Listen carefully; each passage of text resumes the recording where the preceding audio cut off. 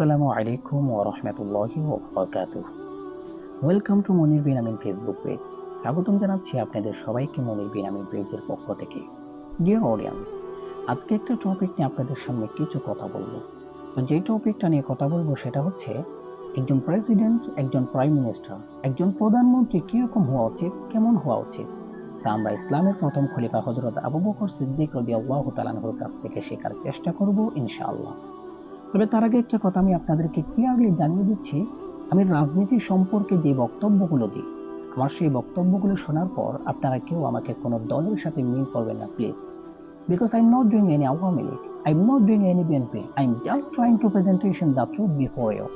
আমি কোনো আওয়ামী লীগ করি না, আমি কোনো বিএনপি করি না, আমি শুধুমাত্র সত্য কথাটা আপনাদের সামনে উপস্থাপন করার চেষ্টা করি। ওকে, তাহলে আমরা আমাদের মূল টপিকে চলে যাই। এর আগে আমি হযরত আবু বকর সিদ্দিক রাদিয়াল্লাহু তাআলা আনহুর জীবনীটা সংক্ষেপে একটু বলে দিচ্ছি। আমরা কওমি মাদ্রাসায় জামাতে হাক্তুমে একটা ইতিহাসের কিতাব পড়েছি। কিতাবটার নাম হচ্ছে তারিখুল উম্মাহ। আমরা কিতাবটা পড়েছি আমাদের উস্তাদ হযরত মাওলানা আকরাম সাহেব হাফিজাহুল্লাহর কাছ থেকে। তো আমরা সেখানে পড়েছি হযরত আবু বকর রাদিয়াল্লাহু তাআলা আনহুর নাম কিন্তু আবু বকর নয়, ওনার নাম হচ্ছে আব্দুল্লাহ। আবু বকর এটা হচ্ছে ওনার কুনিয়ত, ওনার ডাকনাম। ডাকনামই বেশি ফেমাস হয়ে গেছে আর কি, এটা প্রত্যেকটা মানুষের ক্ষেত্রে হয়ে থাকে। তাহলে ওনার নাম হচ্ছে আব্দুল্লাহ, আবু বকর এটা হচ্ছে ওনার ডাকনাম, আর সিদ্দিক এটা হচ্ছে ওনার উপাধি। ওনার বাবার নাম হচ্ছে ওসমান, কিন্তু ইতিহাসে তিনি আবু কুহাফা নামে সুপরিচিত ছিলেন। ওনার মায়ের নাম উম্মুল খায়ের সালমা। ওনার মা বাবা উভয়ই বিখ্যাত কুরাইশ বংশের তাইম গোত্রের লোক ছিলেন। ওনার বাবা হিজরির ৮ম বছরে ইসলাম ধর্ম গ্রহণ করেছেন। হযরত আবু বকর সিদ্দিক রাদিয়াল্লাহু তাআলা আনহুর ৪ জন স্ত্রী ছিলেন, সেখান থেকে একজনকে তালাক দেয়া হয়। তারপর ওনার ৬ জন সন্তান ছিলেন, সেখান থেকে ৩ জন ছেলে, ৩ জন মেয়ে। ছেলেগুলো হলো আব্দুল্লাহ বিন আবু বকর, আব্দুর রহমান বিন আবু বকর, মোহাম্মদ বিন আবু বকর। আর মেয়েগুলো হলো আসমা বিনতে আবু বকর, আয়েশা বিনতে আবু বকর, উম্মে কুলসুম বিনতে আবু বকর। হযরত আবু বকর রাদিয়াল্লাহু তাআলা আনহু জন্মগ্রহণ করেন ৫৭৩ সালের অক্টোবর মাসে মক্কায়, আর মৃত্যুবরণ করেন ৬৩৪ সালের আগস্টের ২২ তারিখ মদিনায়। এ হলো হযরত আবু বকর সিদ্দিক রাদিয়াল্লাহু তাআলা আনহুর সংক্ষিপ্ত জীবনী। এবার আমরা মেইন টপিকে চলে আসি।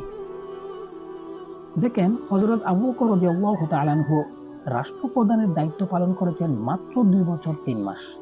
তিনি যে কিভাবে রেসপন্সিবিলিটি গুলো পালন করেছেন, আমি সেখান থেকে শুধুমাত্র একটি দিক নিয়ে আলোচনা করব, যে দিকটা আমাদের খুবই গুরুত্বপূর্ণ, খুবই ইম্পর্টেন্ট।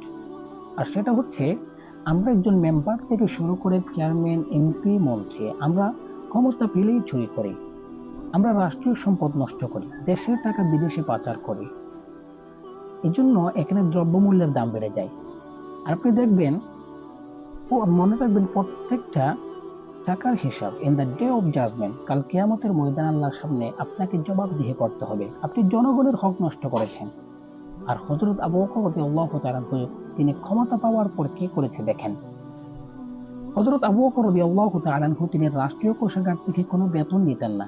তিনি ছোটখাটো একটা কাপড়ের ব্যবসা করে তিনি ফ্যামিলি চালাতেন। Can you imagine? আপনি কল্পনা করতে পারেন যে একজন প্রধানমন্ত্রী কাপড়ের ব্যবসা করে সংসার চালাচ্ছেন, আর এখন হলে কত হাজার মিলিয়ন কোটি টাকা যে সুইস ব্যাংকে জমা করে তার কোনো হিসাব নাই। তো হযরত আবু বকর রাদিয়াল্লাহু তাআলা আনহু রাষ্ট্রীয় কোষাগার থেকে কোনো বেতন নিতেন না। পরে যখন রাষ্ট্রের কাজ বেশি বেড়ে যাচ্ছে, তখন হযরত ওমর রাদিয়াল্লাহু তাআলা আনহু অনেক বুঝিয়ে সুঝিয়ে দৈনিক একটা ভাতা নেওয়ার জন্য, একটা বেতন নেওয়ার জন্য তাকে অনুরোধ করলেন। অবশেষে হযরত আবু বকর রাদিয়াল্লাহু তাআলা আনহু অনুরোধটা রাখলেন। তো একদিন হযরত আবু বকর রাদিয়াল্লাহু তাআলা আনহুর স্ত্রী বললেন, আমার মিষ্টি খেতে মন চাচ্ছে, আমার জন্য আজকে মিষ্টি আনবেন। তো হযরত আবু বকর রাদিয়াল্লাহু তাআলা আনহু অত্যন্ত কোমল স্বরে উত্তর দিলেন যে, দেখো স্ত্রী, আমার কাছে কোনো সামর্থ্য নাই, মিষ্টি কেনার মতো কোনো টাকা নাই। আমার হাতে যে টাকাটা দেখতে পাচ্ছ, এটা হচ্ছে রাষ্ট্রীয় সম্পদ, এটা আমার কাছে আমানত, আমি কেবল এগুলার পাহারাদার, সুতরাং আমার কাছে সামর্থ্য নেই, আমি মিষ্টি খাওয়াতে পারবো না। তো স্ত্রী বলল, আচ্ছা ঠিক আছে, কোনো সমস্যা নেই। ঠিক কিছুদিন পরে হযরত আবু বকর রাদিয়াল্লাহু তাআলা আনহুর স্ত্রী কিছু টাকা নিয়ে হযরত আবু বকর রাদিয়াল্লাহু তাআলা আনহুর হাতে দিয়ে বললেন, এই টাকাগুলো দিয়ে আপনি মিষ্টি আনবেন আজকে। তো হযরত আবু বকর রাদিয়াল্লাহু তাআলা আনহু জিজ্ঞেস করলেন, তুমি এই টাকাগুলো কোথায় পেয়েছো? স্ত্রী বললেন, আপনার দৈনিক ভাতা থেকে আমি ১ পয়সা করে জমা করে এই টাকাগুলো জমিয়েছি। তখন হযরত আবু বকর রাদিয়াল্লাহু তাআলা আনহু বললেন, না, এখনই তো এই টাকা দিয়ে কখনোই মিষ্টি কেনা যাবে না। কারণ এর থেকে বোঝা যায় আমি ফ্যামিলি চালার জন্য, আমি সংসার চালার জন্য যে ভাতাটা নিই, আমি দৈনিক যে ভাতাটা নিই সেখানে আমি 1 পয়সা করে বেশি নিচ্ছি। না হলে তো এই টাকা কখনোই জমতো না।